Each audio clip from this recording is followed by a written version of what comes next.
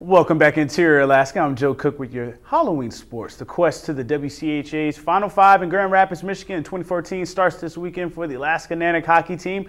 They'll have to look at the man in the mirror. It will be the first conference games for the Nooks, a part of their new conference on Friday. And Saturday night against Northern Michigan at 7 o'clock at the end of the non-conference schedule, the Nanicks went 3-1-2 and had three straight comfort-behind victories and won their second consecutive Bryce Alaska Gold Rush title. The Wildcats already got a taste of WCHA play, splitting two games against Michigan Tech last weekend. Northern is led by Stefan Vigier with 6 points and CJ Lugowitz 5. Both goalies, Matthias Dahlstrom and Michael Doan, allowed 2.5 goals on average. The Nanick's Joey Davies got his first collegiate point in the tie against Mercyhurst. I talked to him and head coach Dallas Ferguson about special teams, which is of note after the Lakers scored on 3 power plays to force last weekend's tie. That's probably the frustrating part, is that you work on it quite a bit and then you don't get the results. But you know what? That's what it's all about, is being able to respond and get better and do the things you need to do to have success in those situations. And that's what these guys are doing. That's what our staff's doing. So it felt really good to get that first point out of the way.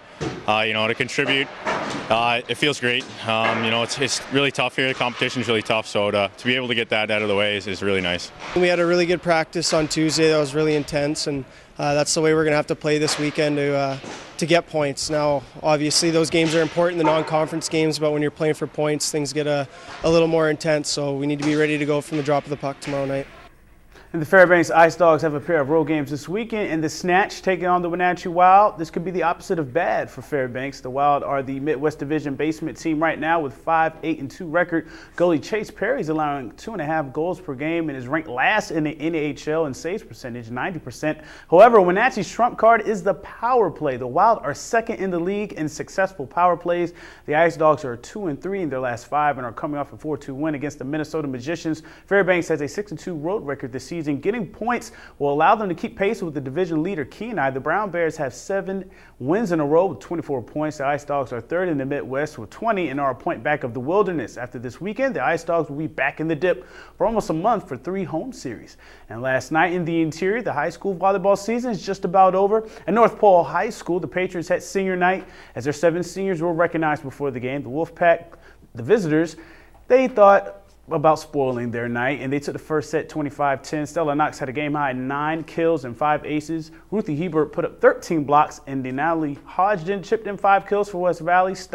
Amanda Stiers had a team-high 6 kills for the Patriots, who tried to battle back, but West Valley got the sweep, winning the next 2 sets 25-18. The Wolfpack improved to 9-2 overall and 5-0 in the MAC. The Patriots are 0-5 in conference and 4-10 overall. And back in the Interior, the Lathrop Malamutes hosted the Allison Ravens. We pick up this one in the third set as the 2 teams split the first 2 sets. The last 2 sets will be pretty close, but the Malamutes will eventually get the edge. Sophomore libero Carly Fitzgerald and senior Song Ebbison did their usual, as Fitz had 17 digs and Song dished out 29 assists. The big pickup was freshman Cheyenne Dilbert, who came up from JV. She had a game-high 14 kills for the Malamutes. The Ravens were there throughout behind the play of Larissa Franklin's 18 digs and 4 kills. Katie Browder had 16 digs and 3 aces. Lathrop gets a 4-set win and is now 4-4 overall, while the Ravens dropped to 3-9. We get into our heads a lot, and it was the little things that messed us up, and our energy level was kind of down, so I think that kind of caused us the loss, but we're still working through it, all the little things, because we're a new team. It's all about talking to each other like, hey, calm down, focus, hey, breathe. Like, that's all we need to do, breathe, focus on each other, be a team. It's not necessarily that it was a tough game, it was that it was an off day, but we had to pull it together. We're a team, that's what we do.